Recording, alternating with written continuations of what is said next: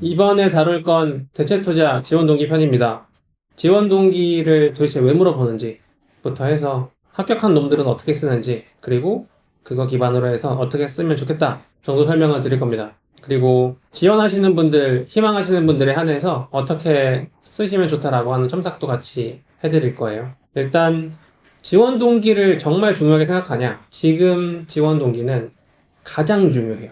모든 항목 중에서도 가장 중요합니다. 그래서 지원 동기를 쓸 때는 가장 나중에 쓰는 걸 추천드리는 편이에요. 근데 지원 동기가 왜 중요하냐면 그냥 아니 왜 지원했어가 궁금하지 않을 거라고 생각하시는 경우들이 더 많은데, 이게 반대로 일하는 사람 입장에서는 도대체 많고 많은 일 중에 굳이 왜 일을 하려고 하는 거야 해서 일단 의문이 하나 들고요. 조금 더 나아가면 요즘 신입사원 1년 이내 퇴사율이 60%예요. 그러니까 쉽게 퇴사를 할 거면 뽑지 않겠다의 관점에서 너 진짜 하고 싶은 거 맞아?를 많이 보고 있죠. 직무 이해도가 중요한 이유까지 그럼 된 건가요? 지원 동기에 직접적인 직무 이해도가 필요하냐 안 하냐를 보면 당연히 필요한데요. 그렇다고 자기의 직무 이해를 마치 지원 동기일 것처럼 쓰면 안 되긴 하겠죠. 그러니까 직무 이해 없이는 제대로 된 지원 동기가 작성되진 않는다. 그리고 진짜 좋은 지원 동기는 자신의 주관적인 표현까지 담기는 거여서 내가 이런 것 때문에 하고 싶다라고 하는 게 아주 개인적인 경험까지 갈 수 있으면 제일 좋거든요. 그러려면 결국은 이제 직무 이해가 없으면 불가능해집니다. 그러면 지금부터 합격한 친구들의 자기소개서가 어떻게 써져 있는지를 좀 보여드리겠습니다. 모두 커리어의 출신이고 제가 관심 있게 지켜봤던 관심 명사들입니다. 이 친구들의 이제 협조로 최종 합격 자기소개서와 그 전에 떨어졌던 자기소개서 두 개를 좀 보면서 어떻게 써야 되는 건지 좀 보시죠. 지금 처음 볼 친구는 학교 졸업하고 나서 은행 인턴을 하던 중에 좀 별로다 싶어서 직무를 알아보다가 저희 수업을 듣게 됐고요. 이 친구는 인턴을 두어 번 하고 지금 회사에 정착한 케이스. 일단 첫 번째 저희 수업이 막 끝나고 나서 갖고 온 자기소개서인데요. 아주 당황스럽죠. 지원 동기에 강연을 통해 가치관과 일치하는 직무를 발견하다. 강의를 통해서 발견한 거는 좋은 사례일 수 있겠죠. 근데 이게 제가 굉장히 많이 설명을 드리는 게 내가 대체투자 직무를 알게 된 계기와 내가 평생 동안 할 일로 대체투자를 정했다의 관점은 달라야 하는데요. 그 관점에서 제가 얘기를 한 걸 이렇게 쓴 건데요. 대학 시절 누군가의 강연 때문에 관심을 가지게 되었습니다로 시작합니다. 여기까지가 수업에서 들었던 내용이에요. 나의 이해가 아니라 수업에서 그 사람이 전달했던 메시지. 그런데 그것과 내가 일치하기 때문에 지원했다. 요즘 이런 얘기 정말 자기소개서 많이 쓰거든요. 근데 포인트는 뭐냐면 일치했기 때문에 지원하는 게 아니라 일치했기 때문에 관심을 가지기 시작한 거죠. 문제는 뭐냐면 지원 동기가 아니라 여기까지가 전부 다 계기예요, 계기. 그리고 나서 여기부터 어떻게 되냐면 여기부터 계기를 자기의 역량으로 발전시킨 과정이 나옵니다. 좋은 기회가 될 것이라 생각해서 지원했습니다. 이게 지원 동기죠. 그러니까 이 많은 글 중에 지원 동기가 없는 거예요. 한 줄. 좋은 기회가 될 것 같아서요. 이게 뭔 소리 하는 거야? 이런 생각이 들게끔 하는 거죠. 아니, 대체 투자를 왜 평생의 일로 하게 됐는지 결정을 한 이유가 듣고 싶어라고 했더니 제가 처음 대체 투자를 알게 된 계기는 무엇이냐면요 라고 설명하는 거니까 너무 전 단계 한참 미숙했을 때 이야기를 하니 안 와닿는 거예요. 그러면 합격된 자기소개서를 보겠습니다. 오, 자 보면 지원 동기에 처음 이렇게 썼죠. 어떤 사람으로 성장하겠다. 이게 나는 이 직무를 결정했고 이 길로 나갈 것이다 라고 선언하는 거예요. 이런 선언이 포부랑 겹치지 않느냐라고 생각할 수 있죠. 포부는 사실 커리어 패스 또는 커리어 플랜을 짜는 거라서 이런 정도의 선언은 오히려 더 강력한 지원 동기를 보여줄 수도 있어요. 나는 이런 매니저가 되기 위해서 너네 회사에 지원했다라고 읽히잖아요. 여기가 계기가 돼요. 내가 은행에서 인턴하면서 관심을 가지게 됐고 그래서 부동산 금융에 종사를 하기 위해서 주도적으로 부동산 산업에 관여하고 또 의사결정권에 대한 욕심이 나서 지원을 했다. 펀드 운용의 관점에서 의사결정권이라고 하는 게 생각보다 좀 디테일한 포인트인데요.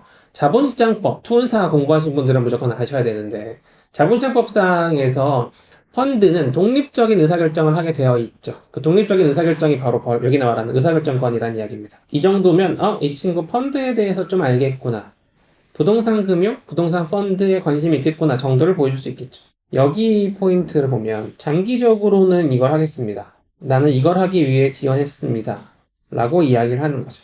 이 회사는 아마도 임대주택과 관련된 무언가를 하고 있을 가능성이 높죠. 그래서 난 너네가 하고 있는 일을 하고 싶어서 지원했습니다. 정도가 될 겁니다. 뒤에 이런저런 설명들을 하면서 본인이 가장 성장 가능성이 높다고 판단했다라고 이야기를 하는 거죠. 여기는 잘 써있다보다는 그냥 이해도가 높아는 보인다. 그 정도로 볼 수 있죠. 근데 어쨌건 이 부동산 금융에 대한 경험들 이런 것들이 뒷받침이 되어 있어서 이런 메시지들에 힘이 실리는 거긴 하죠. 근데 이 친구는 이미 인턴 경험이 두세 번 있는 뒤에 이렇게 쓴 거라서 사실은 글에 대한 힘보다도 앞에 있는 인턴 경험과 시너지가 훨씬 잘 났을 거예요. 그러니까 너 경험을 좀 해봤으니까 이렇게 방향성을 잘 잡았구나 정도로 이야기를 할 수 있는 거겠죠. 자, 다음 분 보겠습니다. 이분은 커리어아이 수료를 하고 바로 인턴을 했다가 다음 인턴 때 전환됐던 케이스입니다. 이건 탈락했던 자기소개서인데요. 지원 동기를 좀 보겠습니다. 일단 이분도 다시 말씀드리면 커리어아이 하기 전에 대체투자와 무관한 공부를 했었었고 이제 커리어아이를 기점으로 대체투자를 이해를 하고 준비를 해서 한 부분인데요. 마찬가지로 커리어아이를 막 끝냈을 때와 인턴 경험이나 또 이런저런 경험 끝에 나온 자기소개서의 방향성이 좀 많이 다르거나 좀 더 디테일한 부분이 있습니다.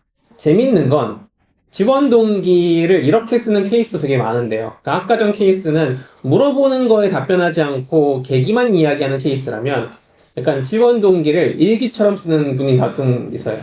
내가 친구로 지내기에 되게 좋은 친구인 건 알겠지만 같이 일하기에 굳이 이런 말을 해야 되나? 라고 하는 부분을 제시하는 분들도 많이 계십니다. 계약과 합리적인 근거를 바탕으로 투자자의 요구 수익률을 맞출 수 있는 대체 투자를 하고 싶다. 일단 지원 동기에 답변을 했어요. 답변을 했다라고 하는 것만으로도 긍정적이긴 하지만 일단 여기에서 의문이 들 법한 지점이 무엇이냐라고 하면 계약과 합리적인 근거로 판단을 한다. 행동에 대한 이야기인데 웬만한 일들은 다 이렇게 한단 말이죠.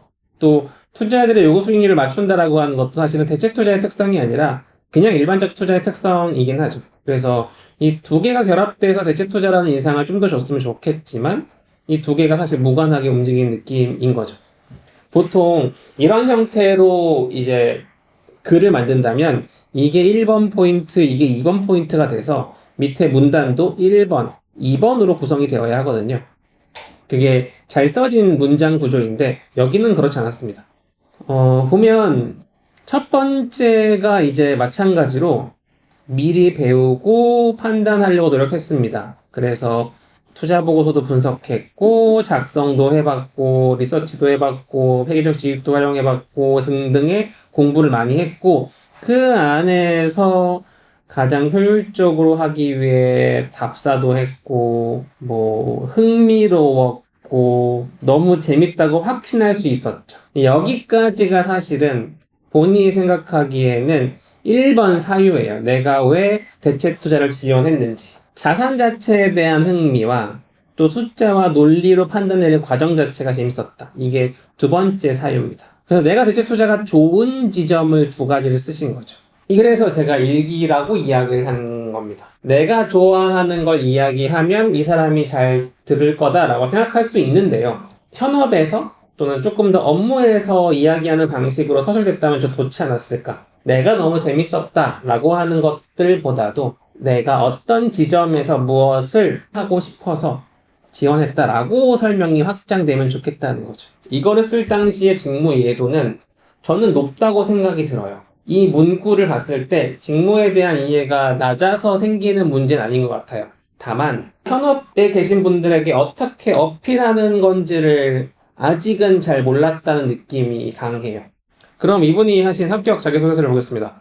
인턴도 한번 하고 또 인턴이 끝나고 나서 이제 목표로 했던 직군을 정확하게 잡아서 그 직무에 계속 지원을 하면서 한 3, 4개월 동안 7, 80군데 지원을 하실 정도까지 꾸준히 지원을 하셨고 그 결과 많은 직무에 대한 이해도나 또 서류에 대한 이해를 높여서 좋은 자기소개서가 나왔고 지금 아주 좋은 자산운용사에서 일을 하고 계십니다. 이분은 이제 운용사 이전에 금융권이긴 하지만 많이 모르는 평가사라고 하는 곳에서 일을 했고 비상경제였고요. 본인 전공에 대해 꽤나 깊게 했던 흔적이 많이 있습니다. 실제로 대학 생활도 길게 했고요.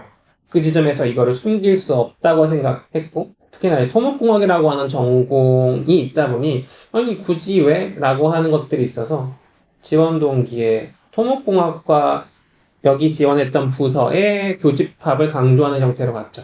이 교집합을 강조하는 방향이 직무 이해도가 없으면 불가능한 지점이에요. 여기 대책 투자와 왜 토목을 어떻게 연결했느냐 방향성이 여기서 나옵니다. 엔지니어보다는 인프라 자산이 갖는 경제적 가치에 더 큰 관심이 가져서 그래서 이때부터 관심을 가지게 되었고 평가하고 운용하는 일에 매력을 느꼈고 이 친구는 평가사에 있었기 때문에 평가를 넣었고 그래서 평가사에서 하고 확신을 느낄 수 있다고 된 거죠.